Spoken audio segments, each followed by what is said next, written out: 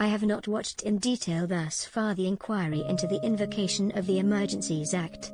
As a reasonable caution. Distro scale. I fear trauma by proxy. There are stories that have already come out of the hearings that would leave the most resilient and courageous mentality diving under the bedclothes.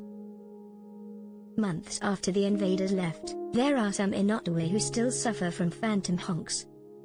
Others retain horrible memories of protesters, obviously from Alberta, sitting in the high cabs of their mechanized transport, listening to country music, within yards of the Chateau Laurier.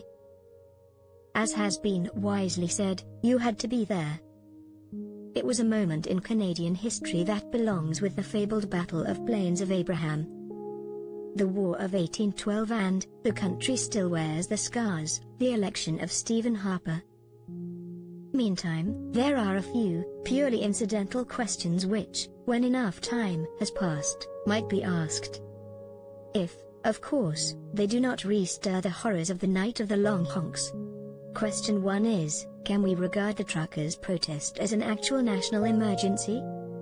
Can we regard the truckers' protest as an actual national emergency? I do not wish to diminish the centrality of Ottawa in the least.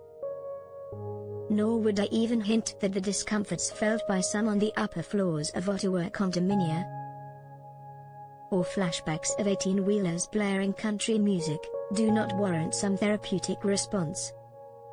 But quietly, and with the greatest empathy, I might question whether what amounted to a 3-week traffic jam on a few Ottawa streets, and some sing-alongs actually constituted a threat to the sovereignty of a great nation. In other words, was it just an Ottawa problem? As opposed to a direct and a menacing challenge to the whole government of our nation, which alone could justify the imposition of the Emergencies Act. Question 2 is fairly obvious. As the truck insurrectionists were on their way to the capital, or even when they arrived, why was there, absolutely, a full refusal by Prime Minister Justin Trudeau and his cabinet to meet with them?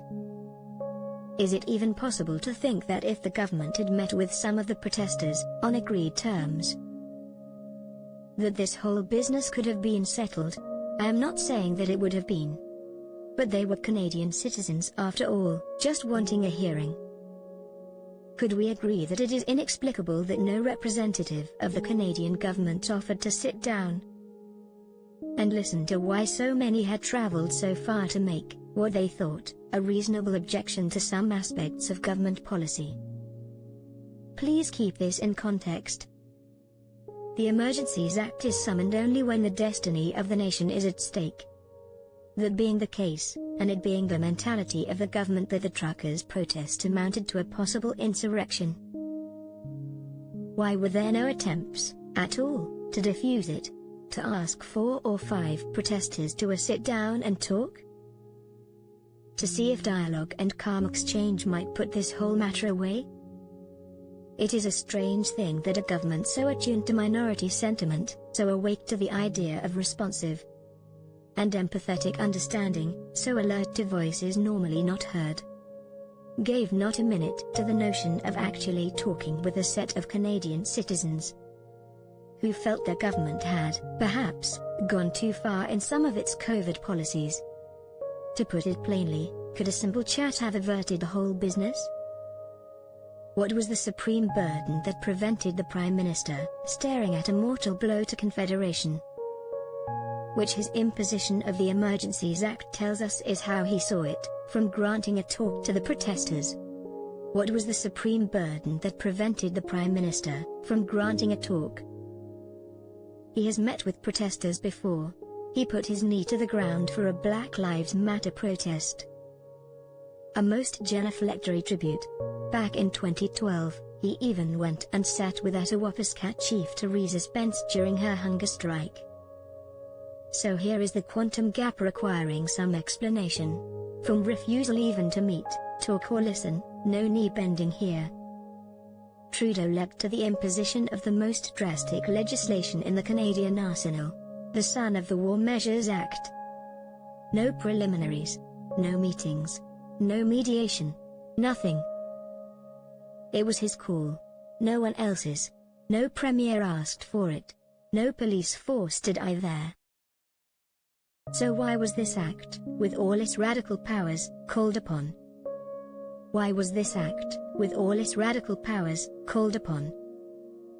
My thought is that the government wanted to parlay a legitimate protest occurring in the capital city into an existential national crisis, which, then and now, everyone knows is a ludicrous overstatement of what was actually the case.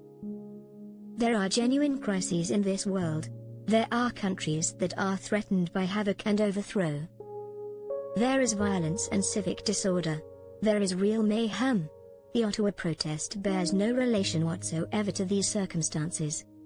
And the government's response to a protest of working-class citizens made a mockery of the genuine perils, real threats and terrible disorder that so many people in this turbulent world are facing. There was no threat. There was no violence. And therefore the imposition of the Emergencies Act was, to be kind, a vast overreach and totally unjustifiable.